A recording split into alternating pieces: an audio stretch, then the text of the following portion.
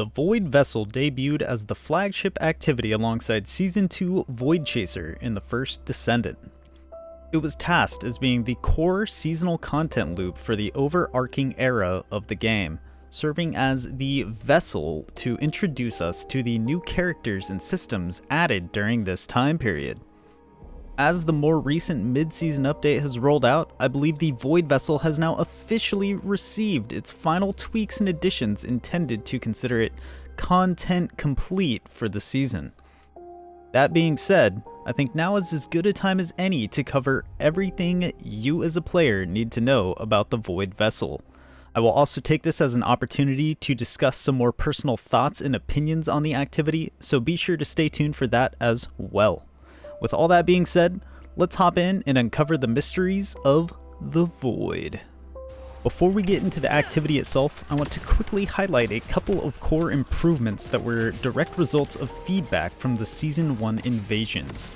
As some of you may know, I made a video covering the invasions, which served as our first glimpse into what Nexon had to offer as seasonal content to the game. Major pain points included forced solo play with no available group play or matchmaking, an unexpected spike in base difficulty for what was supposed to be the new content for all players to experience, and a jarring time gate only allowing up to 4 total completions of the activity per day.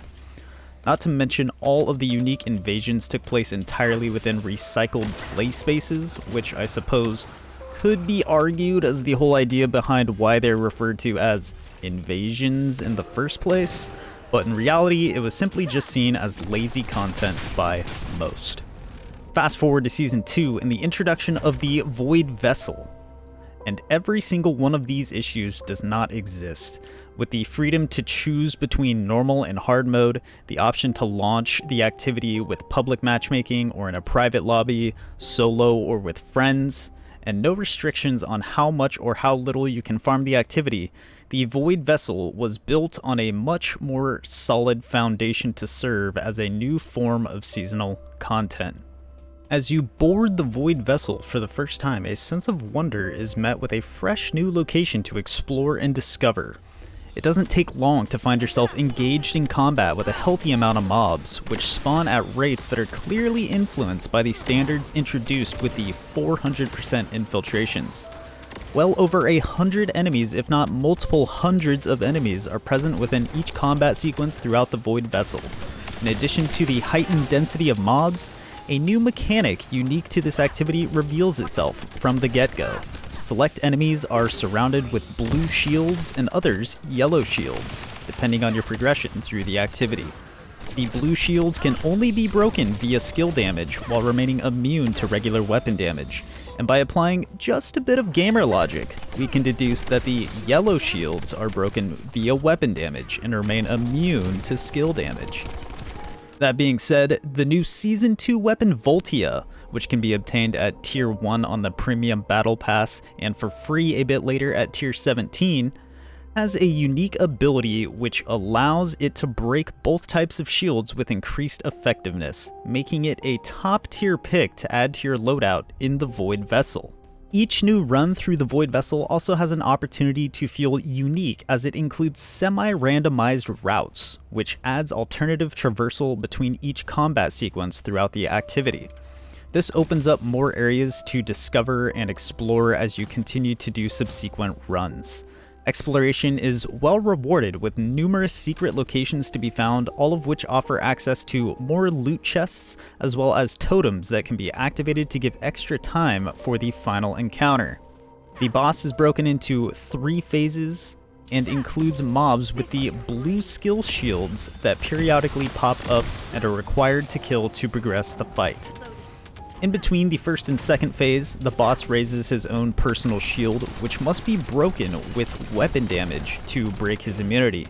During phase 2, the boss is covered by a blue shield and activates a generator which sends out dangerous shockwaves, which can be deactivated by destroying the blue skill shield he applies around it.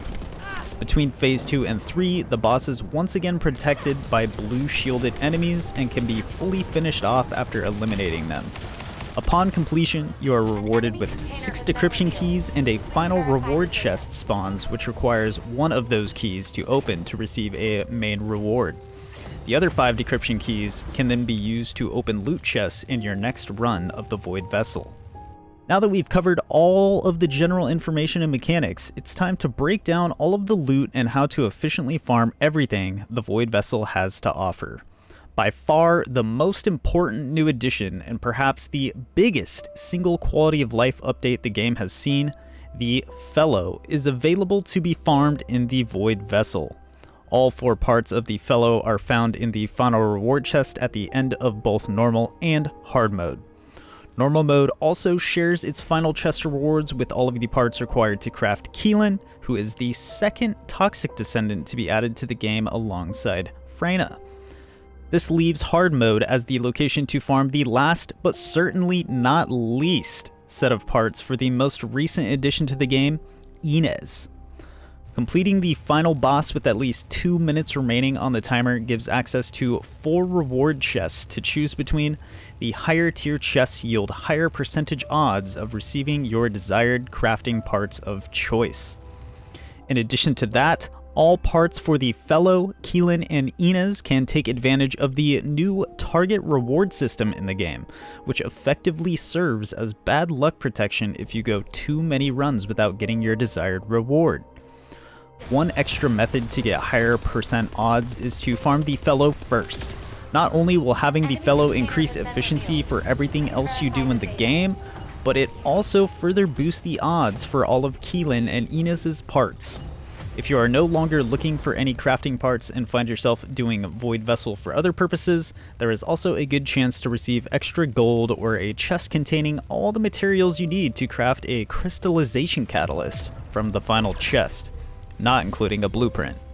New materials have also been added for the Fellow, Keelan, and Inez, which are required to be able to craft each of their parts. In most cases, these materials would require farming a random location or mission around the map. However, all of the unique loot chests hidden throughout the Void Vessel contain all of the new materials you need to craft their parts. This means you can start farming up all the materials you'll need while simultaneously working on getting their respective drops. There are 4 types of loot chests, and it's important to know the difference between them to be able to efficiently use decryption keys on the materials you need. The first large chest is named Experimental, and any of these that you open will contain an assortment of materials required to craft the Fellow. The second large chest is named Genetic, and these chests have a chance to give blueprints required to craft XP items to level up the Fellow. Sometimes you will alternatively receive a nice chunk of gold from this chest. The third small chest is named Special, and these will give the materials required to craft the XP items for the Fellow, and occasionally some of the materials required to craft crystallization catalysts. I don't recommend using keys to open the Genetic and Special chests until you have all of the materials you need to craft the Fellow itself. The fourth and final chest are simply broken chests, and these do not require keys to open, therefore you can open all of them that you find throughout a run with no limitations. In normal mode, these have a chance to supply the new materials required to craft Keelan, and in hard mode they have a chance to give the new material needed to craft Inez, as well as Siegvor's Proof, if you didn't get it from the Battle Pass back in pre-season. It is worth learning all of the unique chest spawn rooms in the Void Vessel to maximize odds of getting the specific chests you need to spawn, and to maximize the broken chests you can open per run. All in all, the Void Vessel is a rather sizable step up from what we received as seasonal content compared to Invasions in Season 1.